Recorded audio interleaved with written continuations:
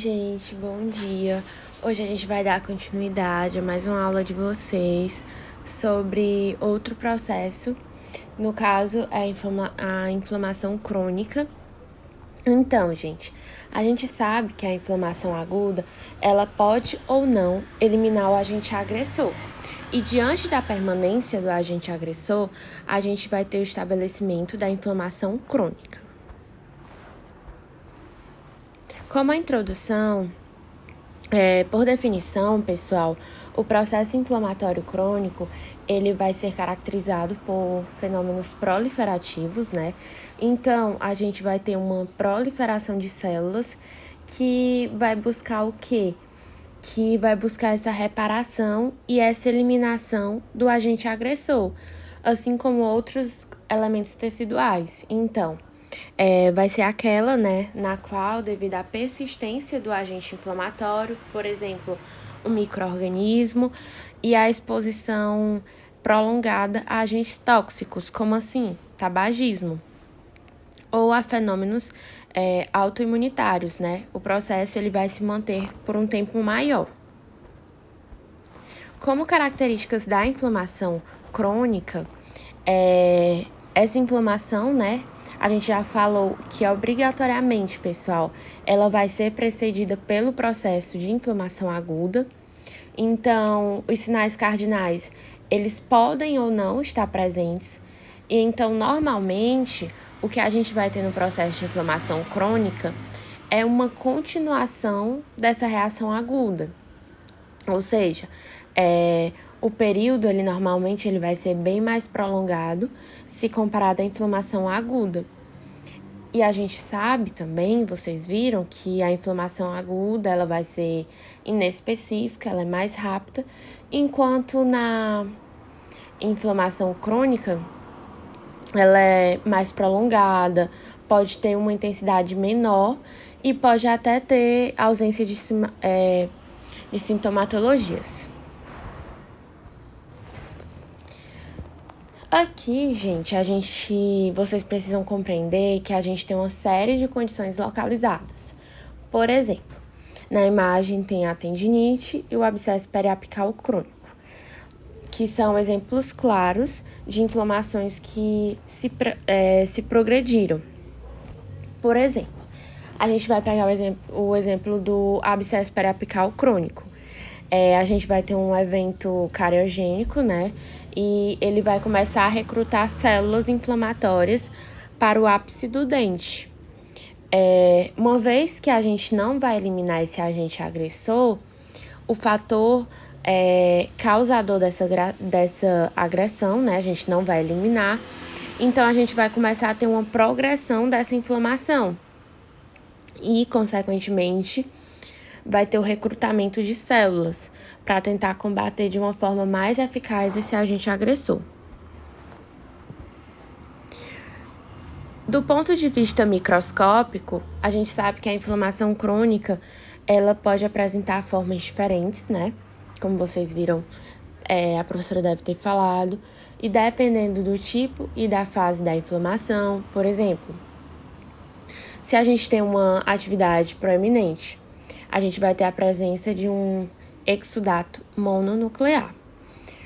Agora, se a inflamação crônica ela se mostra em uma fase, por exemplo, perto do reparo, seja, por exemplo, esse reparo, regeneração ou cicatrização, a gente vai ter a presença microscopicamente de achados como fibrose, ou seja, o aumento de fibras colágenas, e da angiogênese, que a gente vai ter a proliferação de vasos sanguíneos. Vocês viram que na inflamação crônica a gente vai ter uma predominância, né, de uma resposta imune adaptativa.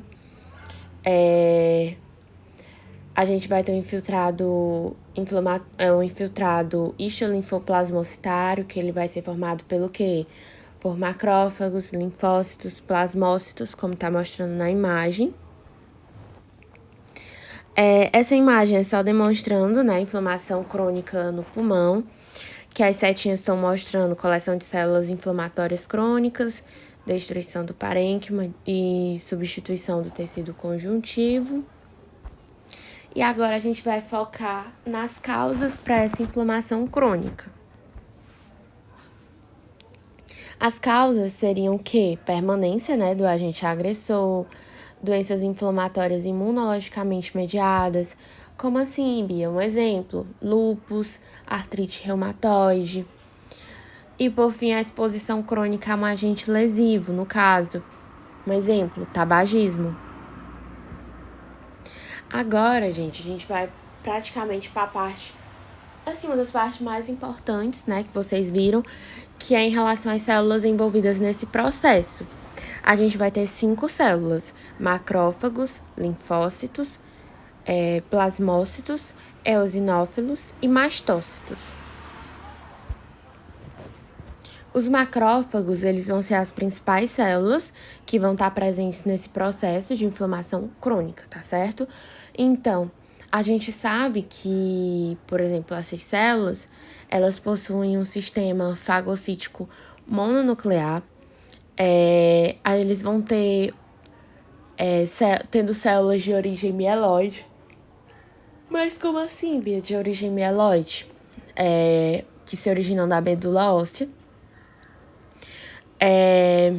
A gente tem que lembrar também que os macrófagos vão ser os monócitos, que eles se diferenciam a depender do tecido em questão. Aqui na imagem, vocês estão... eu coloquei a imagem de macrófagos representando. Então, gente, basicamente, como as células que vão predominar na maioria das inflamações crônicas é o macrófago, essas células elas vão se acumular no foco da inflamação por meio de 3 mecanismos. No caso, vai ser mecanismos principais. No caso, vai ser a quimiotaxia, proliferação e a liberação do fator de inibição de migração de macrófagos.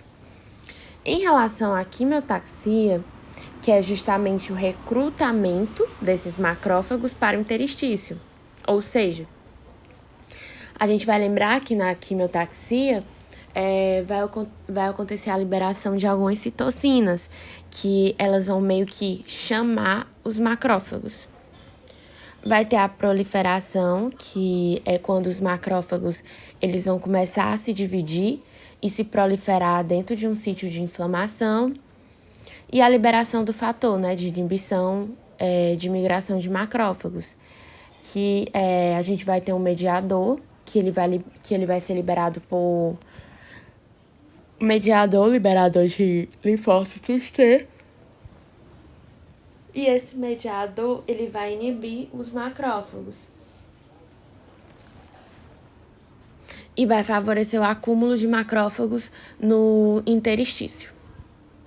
Essa imagem é só representando o que eu já havia falado. Os macrófagos, pessoal, vocês viram também que eles vão ser ativados por citocinas. Que citocinas vão ser essas? A interferon gama e a interleucina 4, que são citocinas que vão fazer a ativação dos linfócitos, dos macrófagos. Então, vamos ter a liberação de alguns produtos, como fatores de crescimento, de fibroblastos, de espécies reativas de oxigênio, que vocês viram na parte de etiopatogênese. Agora a gente vai falar de outra célula, que está presente também nesse processo inflamatório, que no caso são os linfócitos, que são células que vão ser recrutadas na resposta imune adaptativa, humoral, celular e em condições não imunológicas. A gente tem que lembrar também que os linfócitos eles vão interagir diretamente com os macrófagos. E quando os linfócitos eles forem ativados, eles vão secretar o quê? Fator quimiotático monocitário, né? Que ele vai fazer o quê? Colaborar no processo de recrutamento de macrófagos. E vai ter o fator inibidor da migração de macrófagos, que ele vai ativar os macrófagos por meio de quê? Da interleucina 4 e do interferon gama. Já os plasmócitos, né, também são células que vão estar presentes. Eles são células mononucleares, são oriundos do linfócito B, vão ser responsáveis pela secreção de anticorpos. A gente tem que lembrar também que os plasmócitos, que esse reconhecimento dos antígenos vai ser mediado pelos anticorpos, né, aí que vai ocorrer o processo de opsonização. Ele vai ter um citoplasma eosinofílico. Aqui a gente tem uma área de osteomielite crônica, né, que a gente vai ter o predomínio de plasmócitos. E a outra célula que a gente vai estudar hoje é sobre os eosinófilos, né, que são células com morfologia um pouquinho diferente das que a gente falou mais acima. São células que apresentam núcleo bilobulado, são granulócitos, então são células que vão liberar produtos pré-fabricados, por exemplo. Que produtos são esses, Bia? Histamina, por exemplo. São células que vão mediar, por exemplo, processos alérgicos, eumínticos. Os eosinófilos, ele vai conseguir fagocitar o antígeno muitas vezes e vai eliminar alguns complexos antígeno-anticorpo. São células que vão estar presentes em inflamações mediadas por imunoglobulina E. E eles possuem grânulos tóxicos, né? Os mastócitos são células também presentes na inflamação crônica, são células granulócitas, são responsáveis por mediar histamina, né, principalmente da inflamação aguda, mas que elas também vão estar presentes na inflamação crônica. Vão participar, os mastócitos, eles participam da inflamação aguda e crônica, são amplamente distribuídos nos tecidos. Agora, gente, vocês vão precisar pensar o quê? Que a inflamação crônica, ela vai induzir uma injúria tecidual e, posteriormente, ela vai fazer o quê?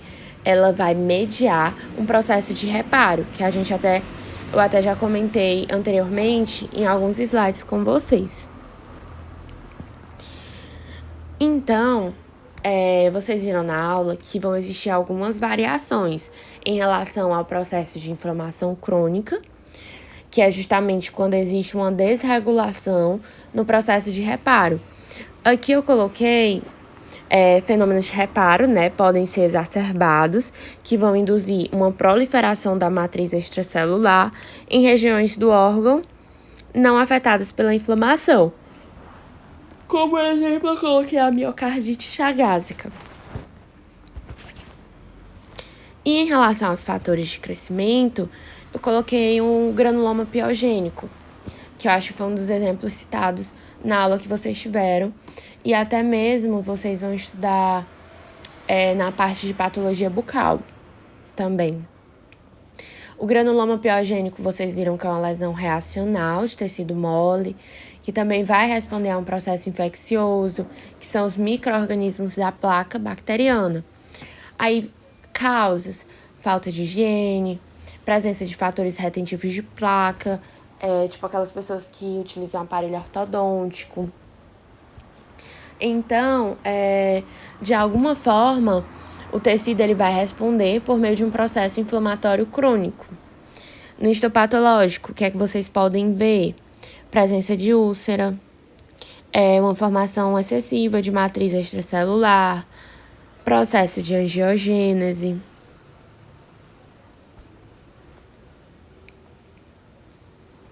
Em relação à classificação da inflamação crônica, vocês viram que ela pode ser classificada em 2 tipos: inespecífica e específica. Específica é quando ela pode ser específica, imunitária ou não imunitária, que é quando a gente consegue ter um direcionamento de acordo com o agente agressor. Um exemplo, a tuberculose. Então, a inflamação, ela meio que vai se adequar para combater o agente agressor. Então, na específica, a gente vai ter, que eu já falei, que ela pode ser imunitária, não imunitária. E na inflamação crônica inespecífica, a gente vai ter basicamente a predominância de um infiltrado inflamatório mononuclear. Não vai existir o... Então, gente, vocês vão precisar pensar que não vai existir o predomínio de uma célula em si, diferentemente do que ocorre na inflamação crônica específica, em que a gente vai ter a predominância de uma das células, diferentemente na inespecífica, que a gente não vai ter a predominância de somente uma célula. Um exemplo de inflamação crônica produtiva. A inflamação crônica, ela pode ser classificada como produtiva, só que eu acho que vocês viram que, não sei se foi com a Elisa a aula de vocês, mas a minha, ela falou que acredita-se que a inflamação crônica produtiva, ela ainda seja uma inflamação crônica inespecífica. Então, a gente tem a presença de hiperplasia ou da proliferação de tecido em resposta, né, o agente agressor. Coloquei em relação à hiperplasia fibrosa inflamatória, que vocês devem ter visto, né, com a proliferação de fibras colágenas, parênquima.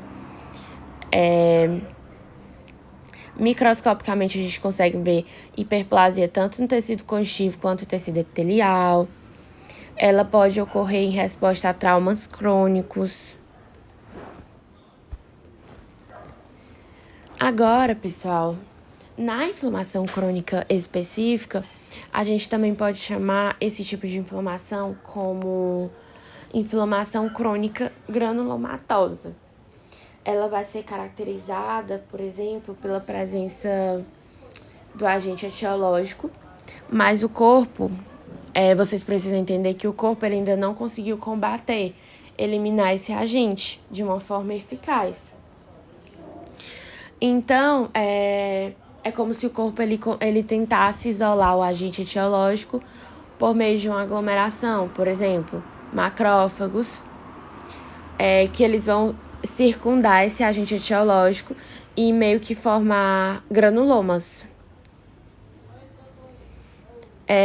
Nessas imagens aqui, vocês conseguem observar células gigantes, eu acho que até vocês viram na aula prática, né? Que vai ser a união de vários macrófagos para aumentar o potencial de fagocitose. A gente vai ter a presença de células epitelióides no interior do interstício. Então, no granuloma, a gente pode ver macrófagos epitelióides, células gigantes, linfócitos e plasmócitos, como tem nessas imagens ao lado. Também vão existir vários tipos de granuloma ao longo de várias doenças granulomatosas, né? Então, por exemplo, a gente tem um granuloma de corpo estranho. Ele vai reagir, como vocês viram, a corpos estranhos, na tentativa de erradicar, de acabar. Por exemplo, a presença de um fio de sutura, silicone. E aí esse corpo estranho, ele não consegue ser fagocitado. E essa tabela é mais como um resumão sobre inflamação crônica granulomatosa. A gente tem, como eu já falei, tuberculose, uma reação tecidual, que a gente pode ter por meio de um granuloma caseoso, que a gente vai ter focos de macrófagos ativados, rodeados por fibroblastos, linfócitos, células gigantes de Langerhans, necrose central com restos granulares amorfos, sobre lepra, né, sífilis, dentre outros. Gente, aqui foram as minhas referências. Eu utilizei o Bogliolo, o Robbins e o Neville. Neville vocês eu acho que ainda não conhecem. Vocês vão utilizar mais na parte de patologia bucal, mas vocês podiam dar uma olhada nele também. É um livro maravilhoso e muito